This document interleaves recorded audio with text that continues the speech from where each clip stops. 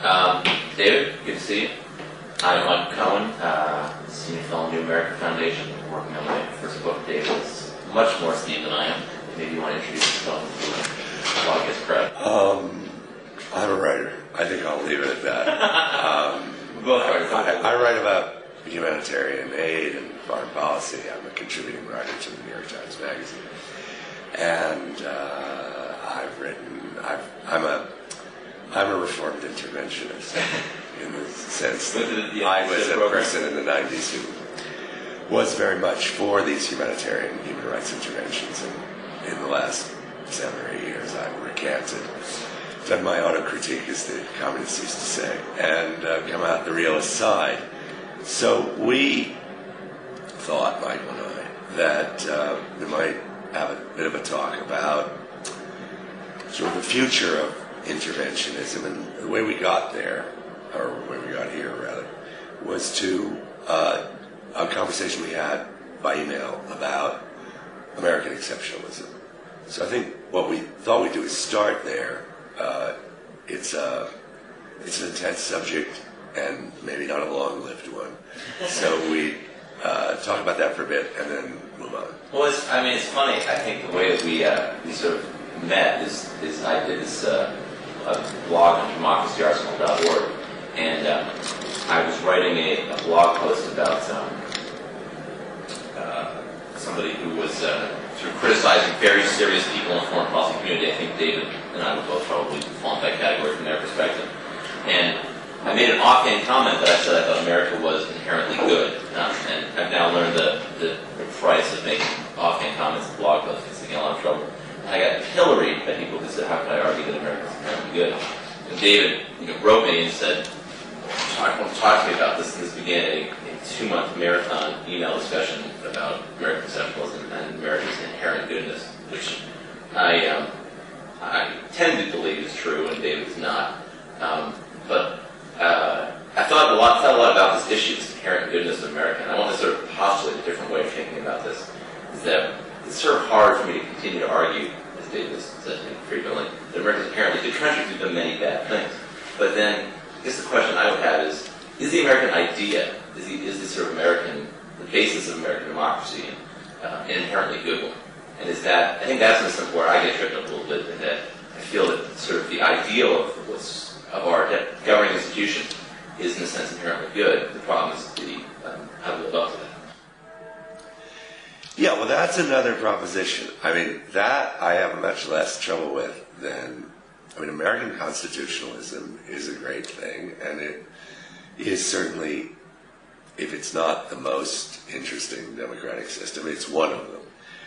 I don't think America being inherently good is a defensible stance, because in effect what you're saying is, the people are not inherently good, because common sense tells you people are not inherently good.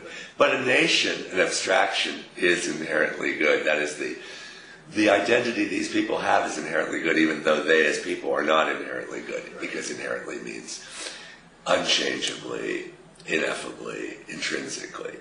Now, leaving aside the fact that that really makes history absolutely predetermined. Because if a country is inherently good, it'll always be good, almost no matter what it does. And you don't believe that for an instant.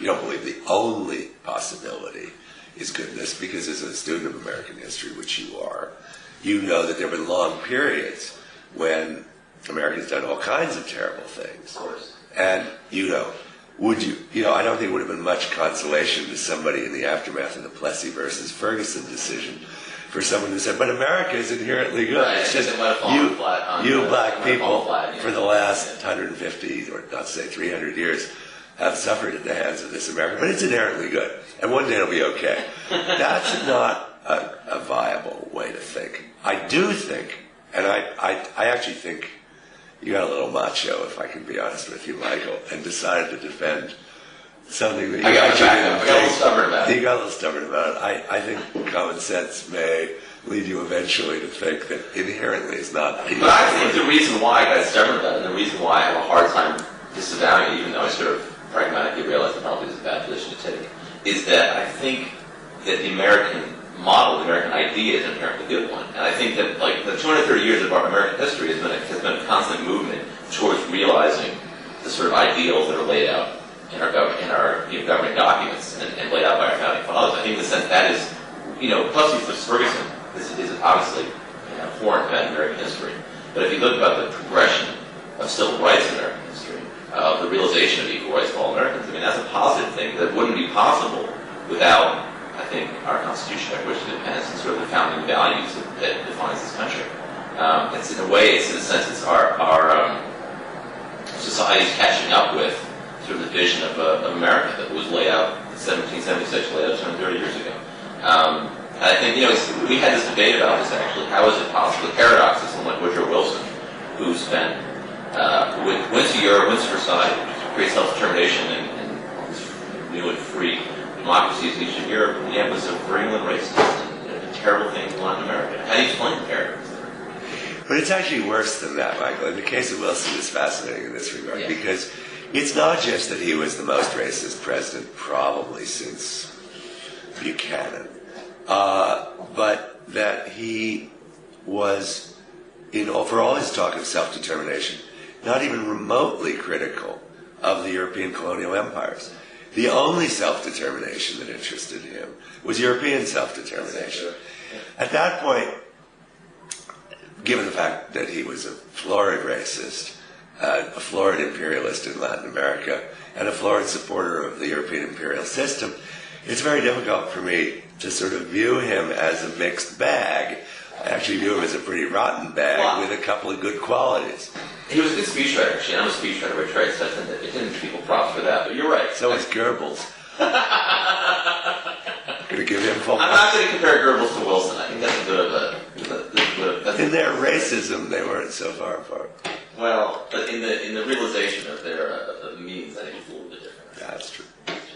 But I think that's actually a lot less of what I'm trying to get at, and more this issue of, how do you explain somebody who seems to take so seriously this notion of democracy, who believes so strongly in self-determination, and yet only believes it for a certain color, a certain class of people, a certain color of people. And I think that sort of speaks to, you're going back to saying, how can you talk about the brilliance of the Declaration of Independence or the Constitution with the men who wrote that, owned slaves, and they allowed for slavery, and they allowed for a Constitution to be written that had black equals 3/5 of a person. And how do you explain that? And in a sense, what I'm kind of arguing is that, this was America's fundamentally racist society when it was created, but that as it evolved and as societal norms caught up, this Constitution allowed for these rights that were denied when we were founded as a nation to be realized.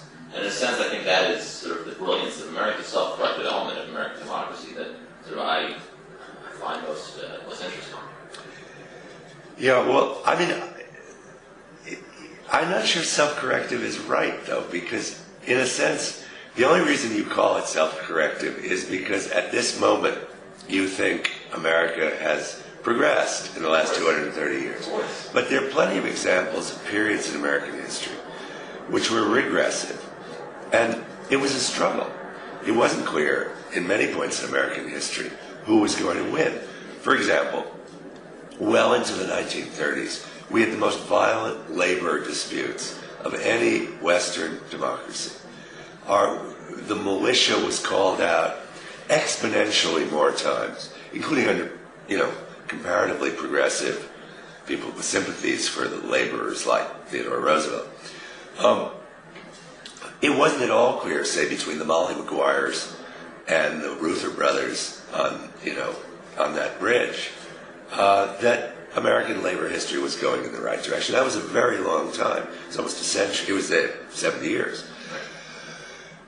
I think the worrying part about saying that America is self-corrective is it almost doesn't give enough credit to those who struggle for the good things that have happened.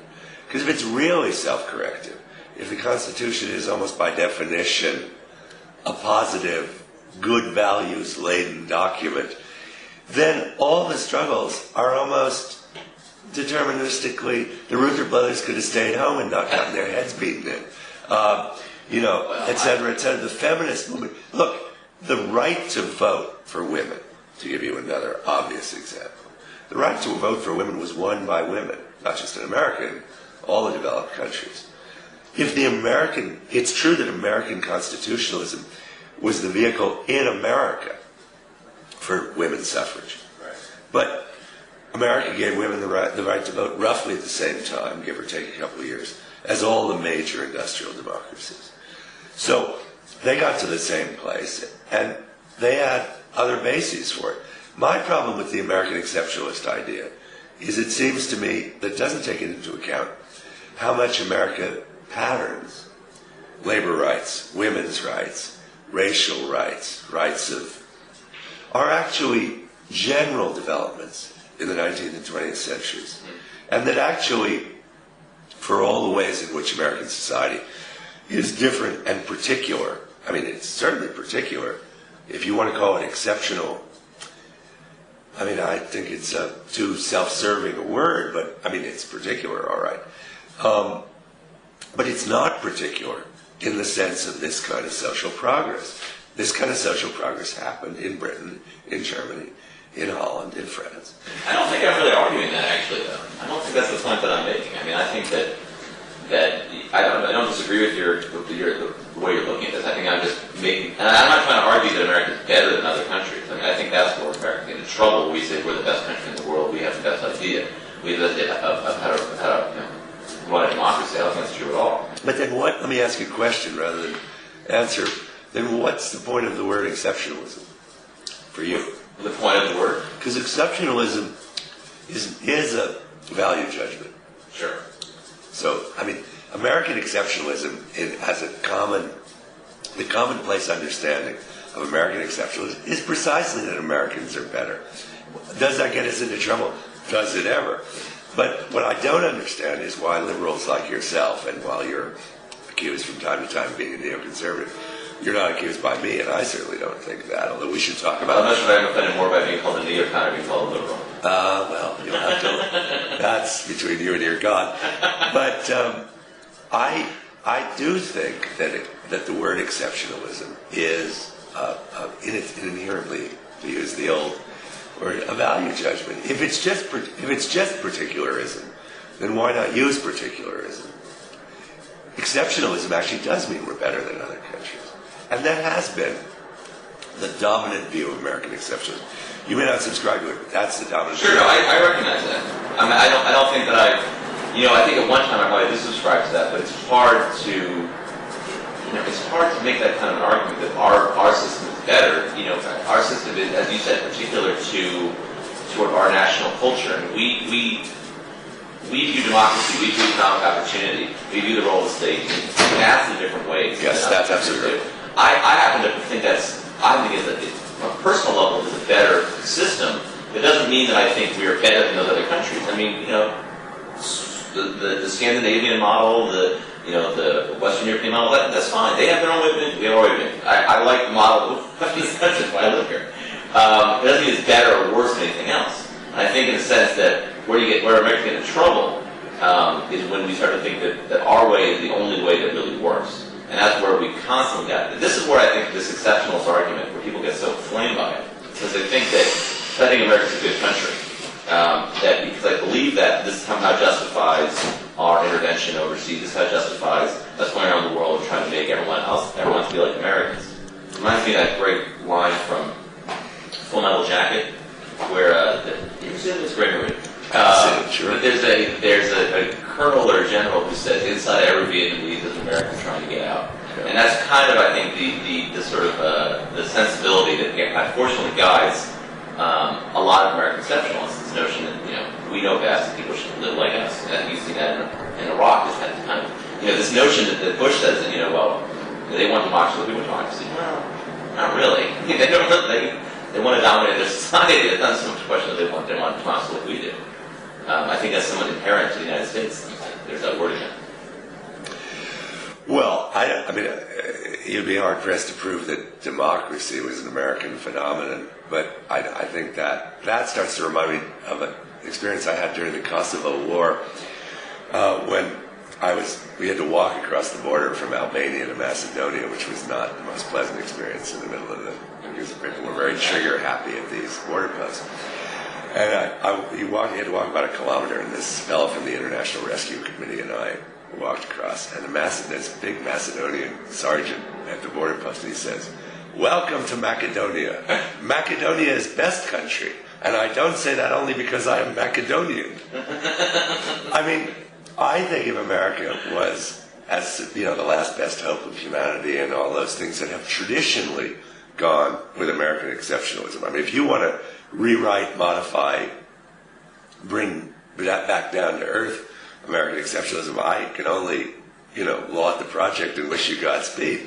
But the traditional version of American exceptionalism, running from Winthrop City on the Hill all the way to Ronald Reagan City on the Hill, for all that divides them and for all the ways in which Winthrop has to be understood in his time, blah, blah, blah, is that we're the last best hope of humanity. And that, I wonder whether actually an internationalist American foreign policy, and maybe that's where we should move on to, can ever get out from under that line you quoted from Full Metal Jacket, or from, if you like, the imperial connotations of humanitarianism.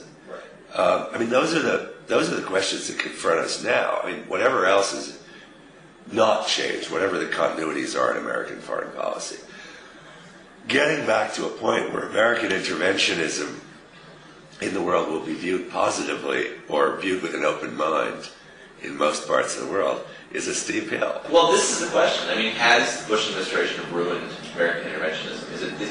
Is it possible for America to intervene overseas and be taken seriously as a sort of global actor? Have we sort of lost all credibility? And I think in the short term, I think kind of have. It's kind of hard to see how. First of all, I think domestically we have. I don't think domestically any real desire and impetus to see us intervene anyway. Yes, absolutely. Which is why I find, by the way, this Iran talk just it's sort of bizarre. I don't know where the Bush administration thinks this consensus exists to go to war against Iran, but it just doesn't seem to be part of the national conversation right now. I understand they want to do it.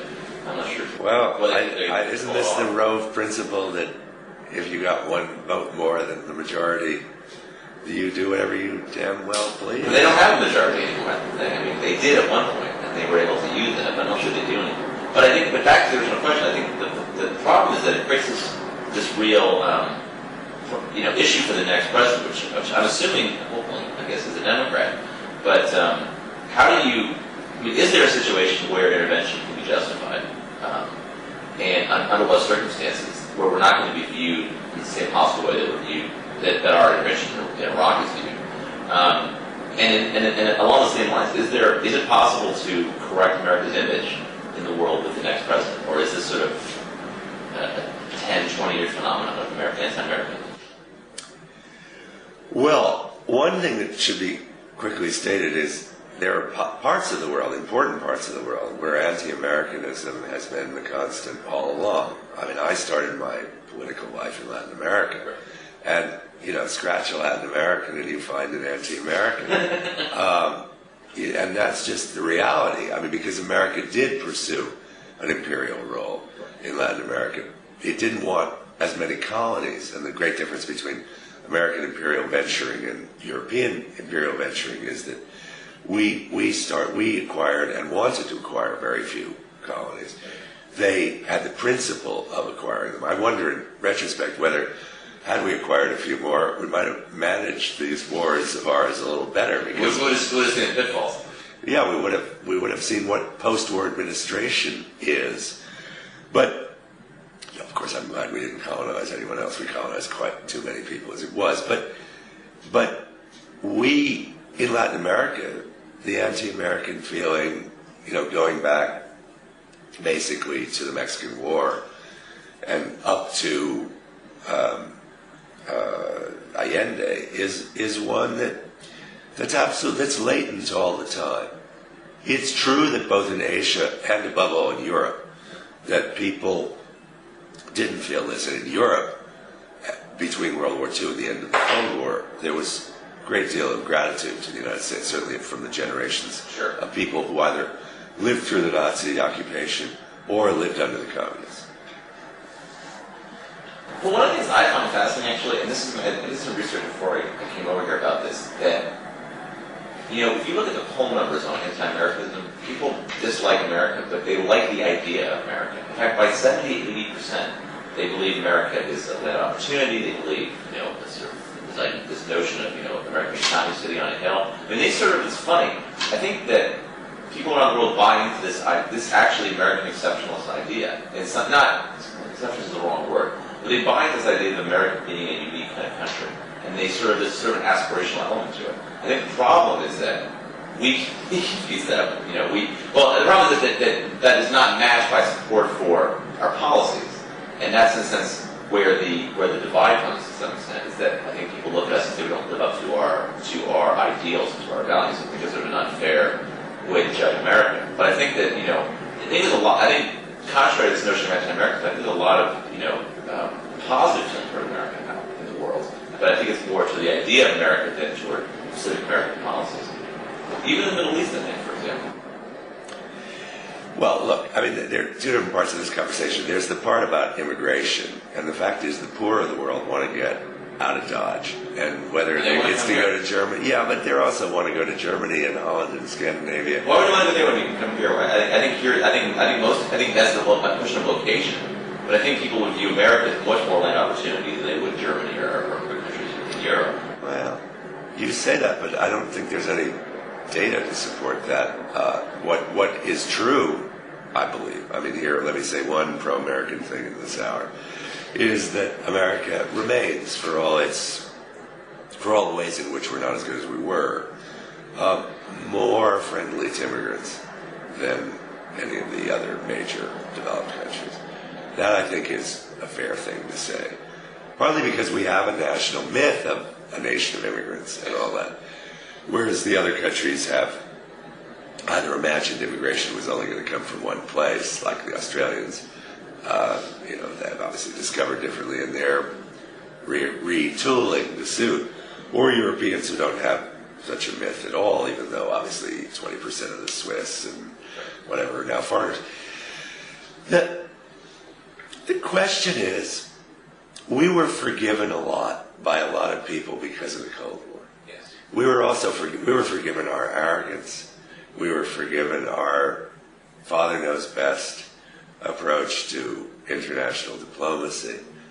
Because at least for many people in the world, the danger of communism was existential. Yeah, well, we were on the right side of that debate. And yeah, I don't know if it was an existential danger. I think we were on the right side in terms of morality and politics, but I'm not at all convinced that the national security apparatus created to respond to the communist threat was commensurate. I think it was excessive myself, but leave that to one side. It's another debate. In the aftermath of the Cold War, nobody's going to agree to this anymore. Europe has another sense of itself. China and India are rising economic powers, whatever their political futures are. We are in relative decline economically. I emphasize the word relative because simply we're going to have a smaller share of the pie. As that much one can say with full confidence if it hasn't happened already. And then a lot of policies that we've undertaken have made us tremendously unpopular, fairly or unfairly. But I just wonder, without that existential threat, and obviously the Bush people were trying to turn what they, in my view, ludicrously call Islamofascism into that threat. But without threat, I'm not sure acquiescence, consent, as Gramsci called it. Sorry for the Marxist reference, but it's generational. I mean, after all, in European terms, I'm a sort of centrist social democrat, which in American terms makes me a Maoist. I just am not persuaded that the kind of authority that we could command in the world with some legitimacy, whatever you think of it, that was the fact of it. Our authority had legitimacy in the minds of many, many people. I think those days are gone. It's hard for me to imagine that being ever reproduced. See, I'm not so sure I agree with that, because I think that part of me thinks that's a temporary, that's a Bush administration phenomenon. I think back to the response to 9/11. I think there probably were people out there who said, "Serves you right, now you got back." A lot of people thought that. But I think most people didn't feel that way. I think that there was a lot of sympathy with America, and I think people have felt both, if you want my honest opinion. I think you can feel both, but I think people sort of look at America and they sort of want America to succeed. I mean, they want America to be a great country. They want America to live up to its ideals because they believe, I think, that America is generally a force, generally and should be a force for good. I think that, look, it's never realistic to think that our policies are always going to be seen as good. I mean, an example I used in the debate on Democracy Arsenal was about, I said, in the Middle East, our interests and our values don't always match, and sometimes our interests trump our values. And somebody came back and said, well, that's always the case. And I said, well, Israel's an exception to that. Well, it is one example of our support for Israel. I think, we support them based more on our values than our interests. And I think that, we get criticized, they get pilloried for that. But, I don't think, America should change their foreign policy in any other way. But I think in a sense that I think people around the world would rather that America be a strong, liberal, internationalist country that wasn't like this administration, that did good things around the world and want us to succeed. Sort of like your little brother that, you sort of, you're not so sure what's going to happen with it, but you want to see it turn out okay. I think that's kind of the way people look at us. And I think that this sort of hostility that we're seeing now is really kind of a temporary phenomenon of an administration that seems so un-American. And that actually is how I would describe it. I think they're somewhat un-American in the way, and that's a little expression there, it's like a McCarthy now. But I think in a way they are, because they sort of lost touch with the sort of American tradition. And they've become the sort of liberal consensus, liberal intervention, liberal internationalism, which really guided American foreign policy for the past 60 years, and they become sort of unilateral internationalists, which I think, rightfully so, most people find troubling. I think I'm going to leave off about Israel. I don't think Israel. We disagree. I don't think Israel is a democracy, so I'll spare you my Mearsheimer and Walt imitation. There you go. But what I will, that's the next blog against that's the next blog against debate. What I will say, however, I mean, I do believe Israel is a Herrenvolk democracy at best, a la South Africa, but leave that to one side. You speak of the last 60 years, and you think of, I suppose, the Marshall Plan and those sorts of things. I think of our overthrow of practically every democratic regime that dared oppose us in Latin America. I think of the overthrow of Mossadegh in Iran, which actually got us into the mess we're in now, as anyone who goes to Iran discovers very quickly. The Shah was our creature, and having destroyed the democratic opposition, actually the democratic government by destroying Mossadegh, all that was left were the Shah and the fundamentalists. That's exactly what we did in Iraq. Right. And the madness in Iraq was Saddam destroyed the communists and the Democrats. We destroyed the Baathists, and that left Shia power. Right. More stupid, never mind, wicked policy, I find it rather difficult to imagine myself, but leave that to one side as well. I try to imagine a Latin American from Tierra del Fuego to the Rio Grande listening to you about the last 60 years of American policy without either laughing or throwing up. I mean, I'm sorry, that's maybe the case in Europe, but it certainly isn't the case in Latin America. And I don't think the Vietnamese would tend to agree either, nor the communists. One of the great mass murders of human history, green-lighted by the United States of America, was the destruction of the Indonesian communists. 1 million people are said to have died. That little episode was a connivance of General Suharto and Washington.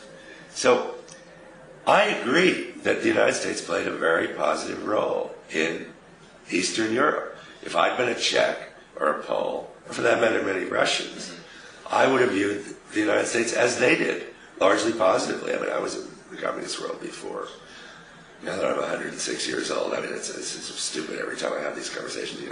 I was in apartheid South Africa. I was, but I was, and that's the way they felt about America. They loved America. Right. But that was the paradox of it, and that's why you see I'm quite hesitant to make any essentialist argument about a country, because we were the angels for a resident of Prague, but we sure were, if we weren't the devils, we were pretty close to it for a resident of Guatemala City in 1954. Right. Well, I mean, I think that is where, sort of the paradox of Cold War history, in a sense, is that you're right. We were, in a sense, the country standing up for freedom, the country standing up against communism, and yet it allowed us to support regimes we shouldn't have supported, and to support interventions we shouldn't have supported. It's not just support, Mike. It's it goes beyond support. It goes beyond support. I mean, we actively intervening in some situations. But I think, and I guess part of the question I was coming back to is that does it sort of validate American foreign policy because of that? I mean, in other words, it's hard to sort of assess that to some extent because you can't quibble. Yes, you have quibble the notion that in many cases we did support democratic regimes around the world. Sure. And even in places like Vietnam, which certainly you can make the argument that we supported a corrupt regime there. I mean, and certainly our economic and political interests dictate our support. We were also trying to support. I mean, as if the opponents of the South Vietnamese were great Democrats. They weren't. And so the thing about foreign policy that I think sometimes people on the left, and I'm not saying you, but forget, is that you have to make sort of difficult choices in foreign policy between supporting sometimes bad actors versus worse actors. I think we see that a lot in the Middle East, frankly. Well, the Middle East, I might agree with you, at least in some instances, although I don't think we would agree about Iran. We certainly don't agree about Israel. But I think other places in the Middle East, I think but you see, I'm surprised at what seems to me a sort of ever so slightly revisionist account of the war in Vietnam. I don't think the North Vietnamese, who in any case had led the liberation struggle against the French, the Ho Chi Minh side, was worse than the Diem and these sort of Catholic autocrats. I don't think so at all. The idea that the United States chose the lesser of evils, to me, is an absolute distortion of what actually happened, leaving aside a war conducted in the most terrible and brutal and criminal way. We have tended, it's true that a lot of people in Washington, over the course of the Cold War, said, in effect, we have to support these swine because we're in an existential contest with Russia, with the Russian Empire, with China. Right. And therefore, even if we're not choosing the lesser of evils in the particular place, it's part of our struggle. That's, I'm afraid, a little too hard-edged for me, and the number of crimes committed in the name of that doctrine seem to me too many, and the death toll too large for me to be able to support it. But it was the dominant view. But to come back to the present, that's gone. Yeah, and now, what do you actually do in a period when that justification, as you know, won't wash? Nobody believes it. We don't even believe it. And mind you, there's increasing, as you said, I think earlier, there's less and less support for these ventures. Mm-hmm. So, what's the future look like? Maybe we should go there now. Well, I mean, I think that's where the in a way, the future, I think, already kind of. I think that the Clinton administration foreign policy, at least when it came to intervention, was sort of a good guide for how we should sort of conduct interventions. At least, I mean, I think you probably would. I'm sure you would just think that we should intervene in Bosnia sooner than we did. Well, actually, tell me, you think that? Well, I do think that, but I don't think we were the principal culprits. I think the Europeans were the principal culprits in this story. But I think that was the sense that in the Clinton years, I think there was a pullback from this sort of Cold War mentality, and that we were sort of more inclined to support countries that were democratic and not sort of make these sort of lesser evil kind of distinctions. But I think that we have, because of the war on terrorism is so skewed and so skewed our foreign policy, that we sort of have come back in a sense this kind of Cold War thinking, which is that sort of ends justify the means to some extent, and that we have to do whatever possible to avoid being attacked again, or being attacked with WMD. And in a sense, this is sort of a return to that sort of Cold War kind of mentality in foreign policy. And that's what actually worries me. But I think that if Democrat wins in 2008, you'll see it called pullback from that. But I come back to the view that we've so sort of muddied the waters. And I think the difference to some extent, and even if we disagree about the Cold War, which is fine, I think that again, there's a certain argument here that certainly America in many cases was supporting sort of democratic movements or supporting countries that were sort of fighting, or movements fighting against communism. It's really hard to make any sort of argument about the current war on terrorism, the war in Iraq, as anything more than an American-focused war that has almost no international support whatsoever.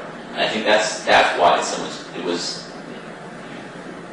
so much more difficult, I think, in a sense, to sort of rectify the damage that we've done. So it was not as hard to do it after the Cold War, because we've become so unilateral when we think about foreign policy. Well, I hope you're right. I doubt you are. I mean, that's certainly the Democratic think tank mood at the moment. I mean, the Lee finds, I doubt very much that it will be undone by a Democratic administration. First of all, I would bet dollars against dimes that Mrs. Clinton keeps the troops in Iraq and doesn't tend to go that far away from the current policy. Really? Yeah. I don't believe she'll pull out. I think she's very conventional in these matters. It's quite difficult to pull out. Many of the people in her circle are people who actually supported a version of the war, not the version the Bush administration supported, but a humanitarian version. And I think they'll be susceptible to the argument, if we leave, it'll be worse. Yeah, we shouldn't have gone in the first place. But on the Powell doctrine of you break it, you own it, Pottery Barn doctrine, whatever the cliche is. I bet you anything we stay. I'd actually take that wager. I don't think we will stay. But in any case, what we are, I think it's a fantasy among Democrats, to be blunt. I'm not a Democrat, so it's easy for me to say. As the man said to the stutterer. But I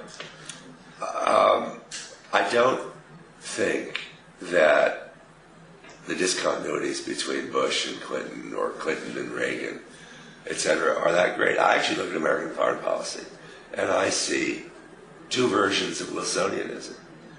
And actually, I think, Freud talked about the narcissism of small differences. When I go to Washington and listen to the think tanks, Democratic think tanks, Republican think tanks, that line of Freud just comes back to me over and over again. So the Democrats want to be the most powerful. The Democrats want us to be the hegemon, but be nice about it. Not make stupid speeches like Rumsfeld made about the old Europe. Not insult anybody. Pay lip service to the UN, but dominate it from the back. The UN is best when America leads, as Richard Holbrooke famously said. And the Republicans want the sort of hard Wilsonianism, sort of booted Wilsonianism. Sorry, Max Boot. But in which basically America is on the side of the angels. America, these wars are to cement democracy, help democracy, foster democracy. And that, we're in the right, what's the old, the origin of the word jingo comes from this great poem, music hall poem of Britain when there was a debate with Germany. It's, we don't want war, but by jingo if we do, we've got the ships, we've got the men, we've got the money too. That's the Bush administration's version. I still think the internationalist consensus, interventionist consensus, in Washington is pretty strong. And I don't see how you can, I'd be interested to know why you think the Bush administration is such an outlier or sport of nature. I think that the Bush administration approach to foreign policy is completely runs antithetical to American foreign policy in the post-World War II years, as far as it is unilateral in nature. And I think that if you had a Democratic president, even if you had a moderate Republican president, like, say, Bush's father, who was in office in 2001, the way that we went into Iraq It's the duty of every American president to make you nostalgic for his or her predecessor. Exactly for a bad president. But I don't think that any president, any major American politician would have gone into war in Iraq in the way that we did. I think the way these guys did it was unique. And when I say unique, I mean that only in a bad way. Exceptional, you might even say. Exceptionally unique. Exactly. There's that word again. It was particularly unique. I mean, it was an absolutely absurd way to intervene internationally, and it's one that I can't possibly imagine any right-minded foreign policy person would think is appropriate for the future. I also have to say two things to your point. I don't think there's any, as I said earlier, there's no groundswell in this country to intervene internationally. And I just have a very hard time believing any Democratic president, even in the interest of proving that they're tough enough as tough as Republicans, would be willing to risk intervening with American troops after what's happened in Iraq. And I also think, finally, that if the Democratic president wins, their focus is going to be on domestic policy, because that's frankly Democrats win, and not on foreign policy. And unless we are attacked again in I think a far worse way than we were attacked in 9/11, it's hard for me to imagine a situation where American troops would be going overseas that we've done in Iraq. I mean, I have to think about, when I look at Iraq, if you think of the wars that we've fought in this country, and I guess Vietnam is the closest analogy to it. But to me, the war in Iraq seems like a pretty large outlier to what we've done internationally. And I just think that, for a number of reasons, Hillary Clinton, I think her first, we disagree, and I'd have to take that wager. I disagree fundamentally that she will keep the troops there. I think that she will begin working to bring the troops home. And first of all, not just because it's the right policy, but I think that she has to. I think this military is practically broken. And I think to stay another 2 years or 3 years in Iraq after if she wins, would be impossible. I think that's the root of the problem. Well, but first of all, even if that's true, first of all, the Bush administration has a say in this, in this equation. They do. If there's a war in Iran, then whoever's elected will be basically a foreign policy president. If there's a war in Iran. Oh, in Iran. There will be, the blowback will occupy the next president for the full term. The other point is, I'm not so sure about domestic policy. Of course, it's incontrovertible. You're simply factually right. The Democrats want to focus, and probably are best at focusing, sorry, Peter Beinart, on domestic policy. But I'm not sure, forget about Iraq, the war in Afghanistan, and the meltdown in Pakistan is going to permit that. I mean, right now, Afghanistan is really on a knife's edge. Yeah. It could really go wrong very soon. And the Pakistani intelligence service continues, our great ally, continues to support the Taliban. So that I'm not so sure that what you're talking about, which is, a return to what were, after all, completely elective interventions under the Clintons. I'm already turning them into the dynasty they wish so desperately to become. Sorry about that. I'm sure they'd appreciate it. Yeah, I'm sure they would. Yeah, it's what is the Mel Brooks line? It's good to be the king. Good to be the king. Exactly. The intervention in Bosnia, which I very much supported, although it came after the murder of the Bosnian state, so it was a little late for the perspective of people like me who spent years at a time, several years of their one and only lives in Sarajevo. But there it is. Those interventions we could have done or not done. Those who opposed the interventions were absolutely correct when they said these are elective wars. There's no debating that. I mean, you can debate the rights and wrongs of it. You can say it was a good intervention, a bad intervention. You cannot say we had to do it. We're now in a series of wars that, having started them, are no longer elective. And I'm not at all persuaded that, any president can get out of that logic. I hope I'm wrong about this. Can get out of Iraq.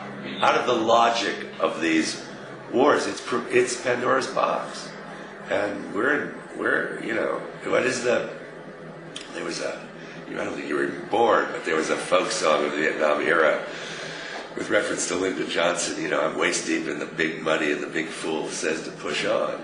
I mean, I'm afraid we may be there. I think that, I don't think that, as I said before, I don't think our military can sustain our intervention in Iraq for 5 more years, for example. I mean, I think at some point the troops are going to have to start coming home. And I think that, look, my view of this is that it all depends on policy to some extent.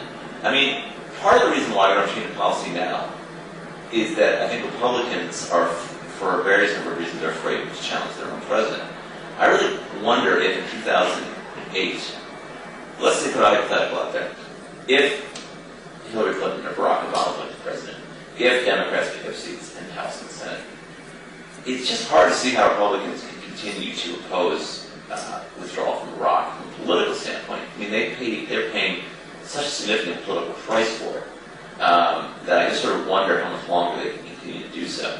So I think that there's a broad consensus in the country that we need to at some point get out of Iraq, and I just think that for a Democratic president, say Hillary Clinton, just stay and keep the level of troops in Iraq constant, I mean, would risk just rebellion in her own political ranks. Because if you look at the grassroots of the party, there's just wide support for getting the hell out of Iraq. And I think if you ask most Democrats, they want to get out today, and not 18 months or however long it would probably take us to get out of Iraq.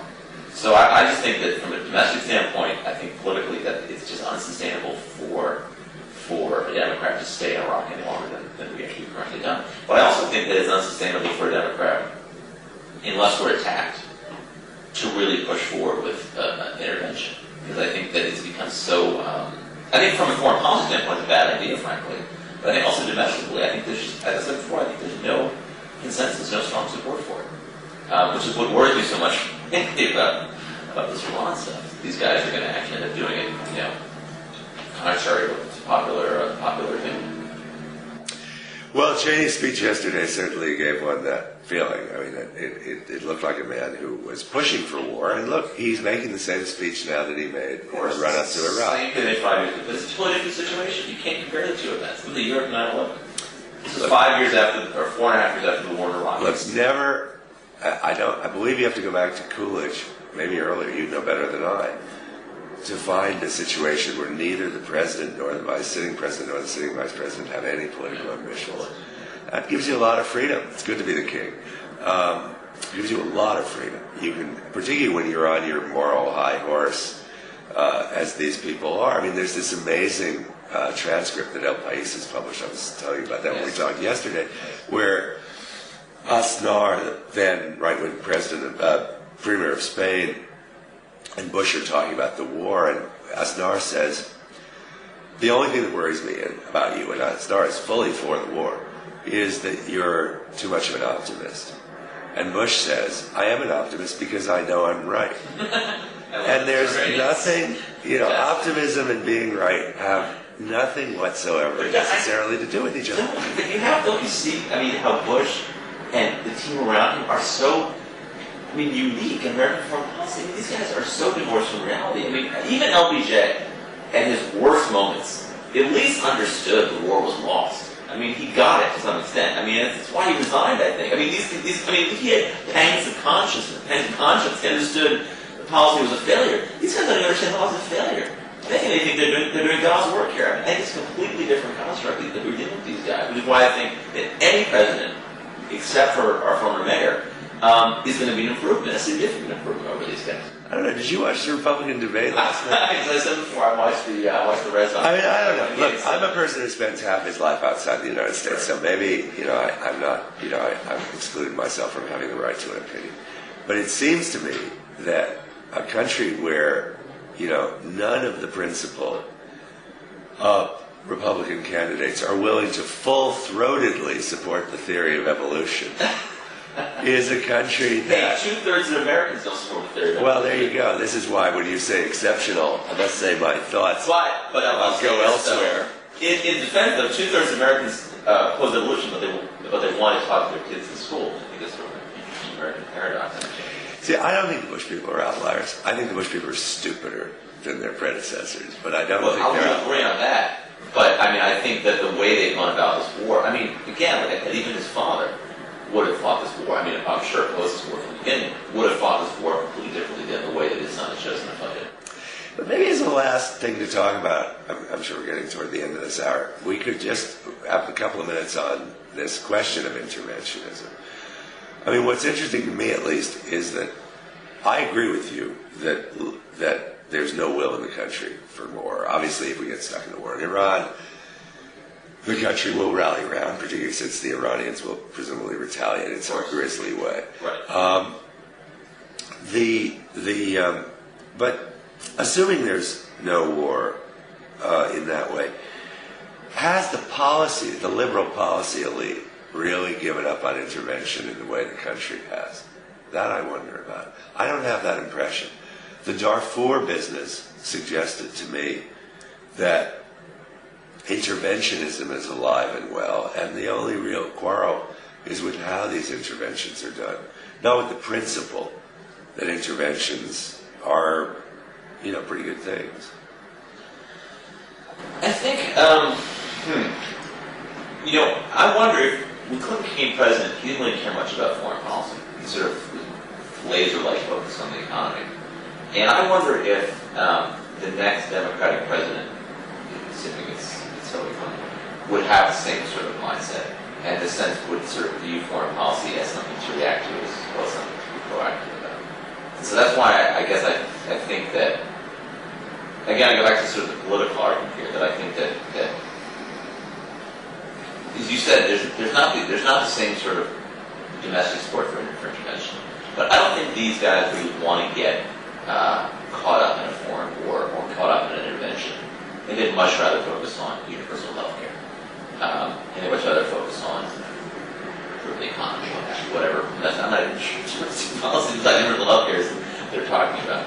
I wish you could get us to read more on. But I do think that that's not their focus. And I think that could be dangerous, by the way. I think there is. Well, see, what worries me in some respects, and this, to your point, what I'm seeing more among progressives is a sort of new strain of isolationism, where we shouldn't intervene ever overseas.